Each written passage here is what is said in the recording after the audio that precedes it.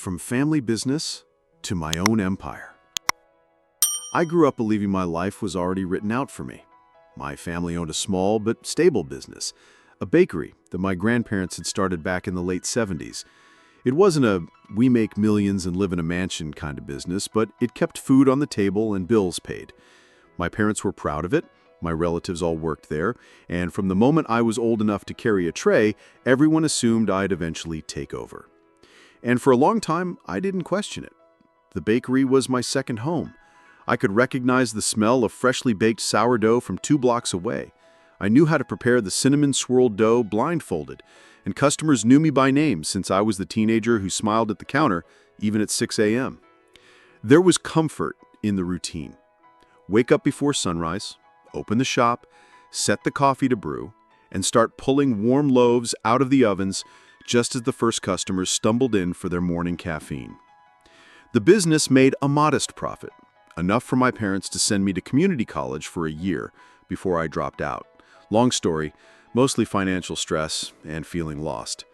My dad earned around $45–50K a year from it, my mom a little less. It was a humble life, but we never went hungry. I could afford a used car, keep up with my phone bill, maybe take a short trip once a year. To outsiders, it looked fine, safe, predictable. But here's the thing.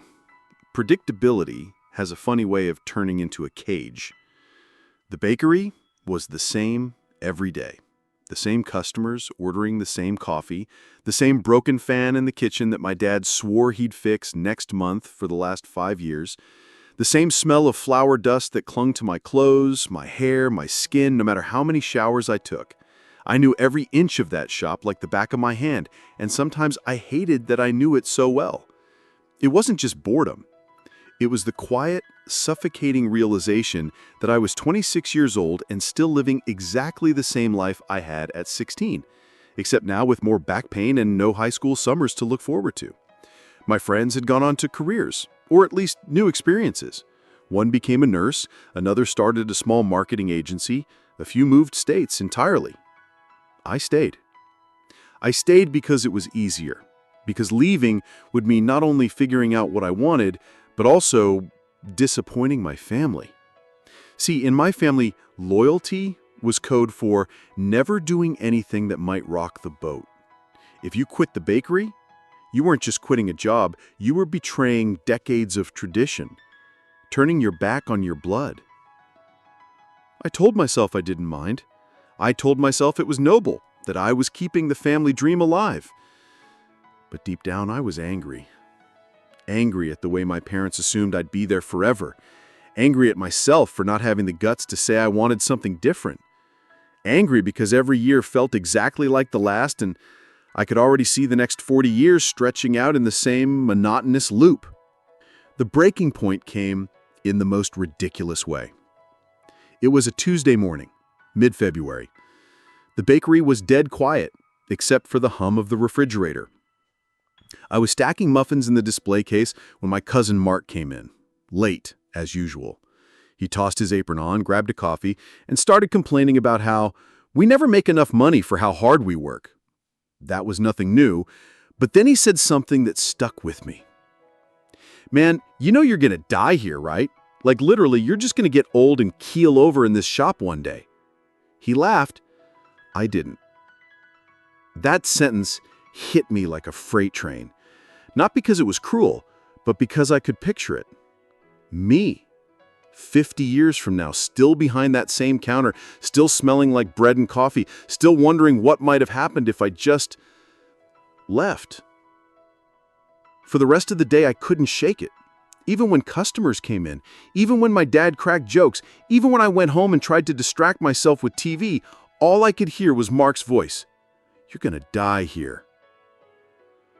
That night, I couldn't sleep. I just lay in bed staring at the ceiling, thinking about every dream I'd quietly buried because it didn't fit into the bakery life. I'd always wanted to travel, to start something of my own, to see what I was actually capable of outside the safety net. But every time I'd gotten close to trying, I'd pulled back. Too risky, too selfish, too much of a disappointment. Around 3 a.m., I opened my laptop and started Googling how to start your own business. Not because I had a concrete idea, but because I knew one thing for sure.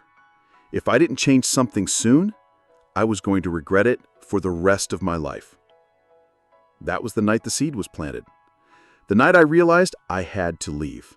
I didn't know how, I didn't know when, but for the first time in years, I let myself imagine a life that wasn't tied to the bakery. And once you see that possibility, it's almost impossible to unsee it. Part 2.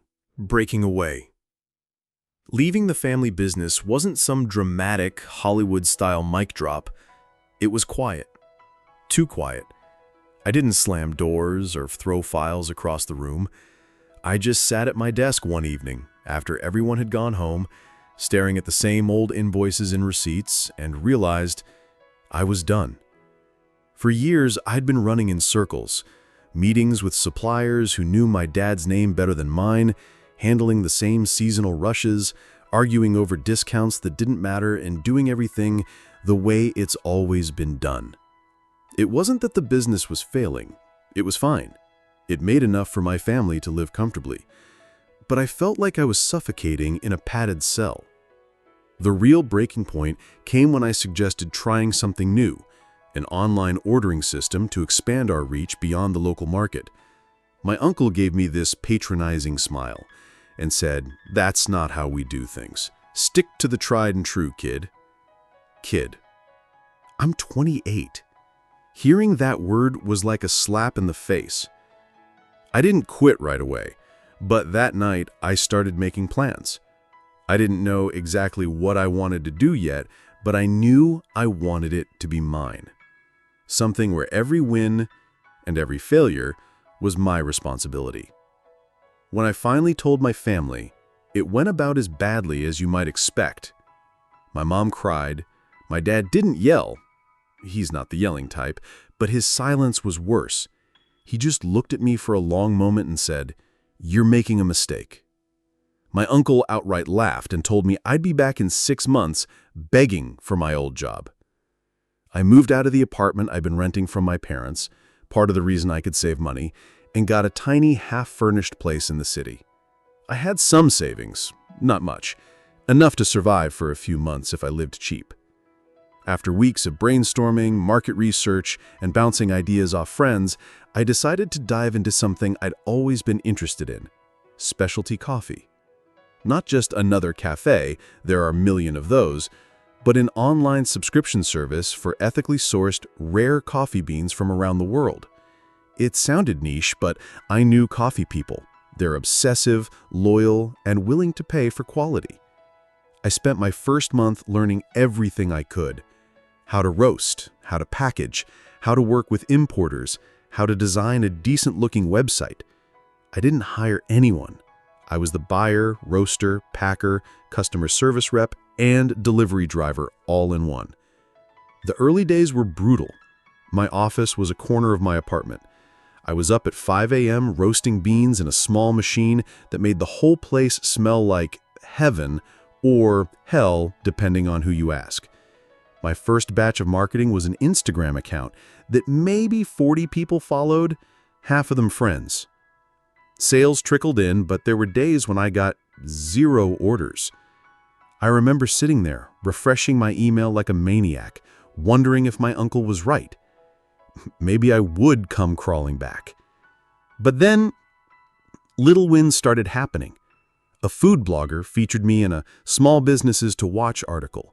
A coffee influencer posted about my beans without me even asking. Orders went from 3 a week to 10, then 15. It wasn't life-changing money yet, but it was momentum. And that momentum became my addiction. Every new customer felt like proof that I'd been right to leave. The hardest part wasn't the work. It was the silence from my family. My mom texted occasionally to ask if I was eating enough. My dad? Nothing. Not a single call. My uncle sent me a sarcastic, "Hope the coffee thing's working out" message once, but that was it. I told myself I didn't care, but the truth? I did. Every time I had a good month, I wanted to pick up the phone and rub it in their faces. Every time I had a bad month, I heard their voices in my head telling me I'd made a mistake. But I kept going. Because if I quit now, I'd prove them right.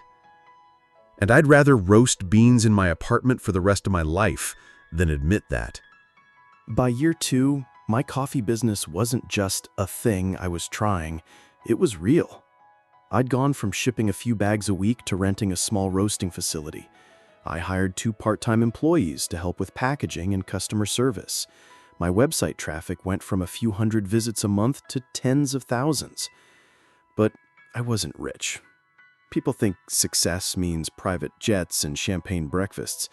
But in reality, most of my earnings went straight back into the business. New roasting machines, better packaging, hiring talent, experimenting with limited edition blends. It ate up every spare dollar. Still, I was building something. My something. Then came the call. It was a Thursday morning in early spring. I was in the roastery, running on 4 hours of sleep when my phone buzzed. The caller ID made my stomach drop. Dad. I almost didn't pick up.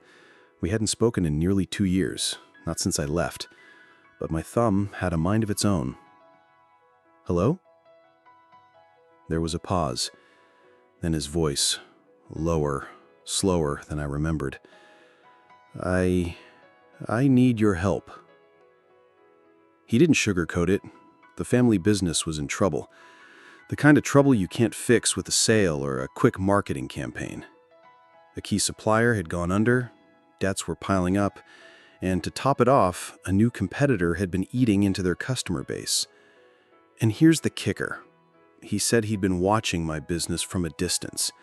He'd seen my growth, my brand, my marketing.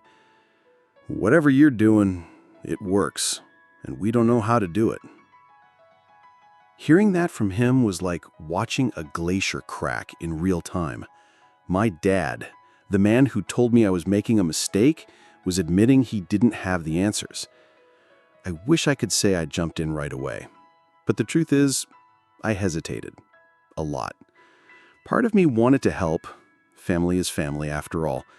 But another part remembered every time they dismissed me, every sarcastic comment, every ounce of doubt they'd thrown my way. I told him I'd think about it. That night, I barely slept. I paced my apartment, my head full of numbers, logistics, and old resentments. But in the end, I made my decision. Not because they deserved it, but because I didn't want to carry the weight of what if for the rest of my life.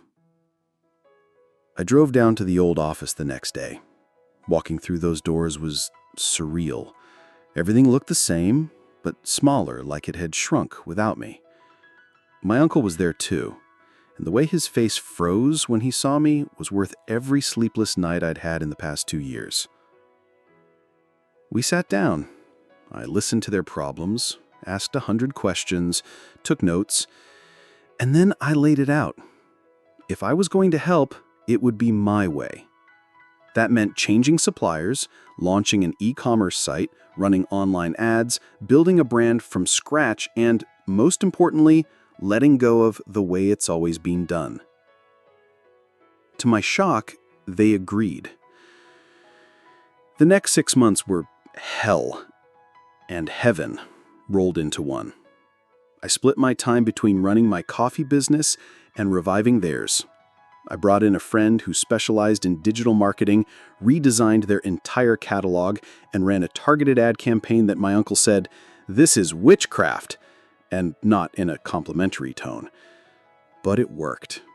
Orders picked up. Old customers returned. New ones discovered them online.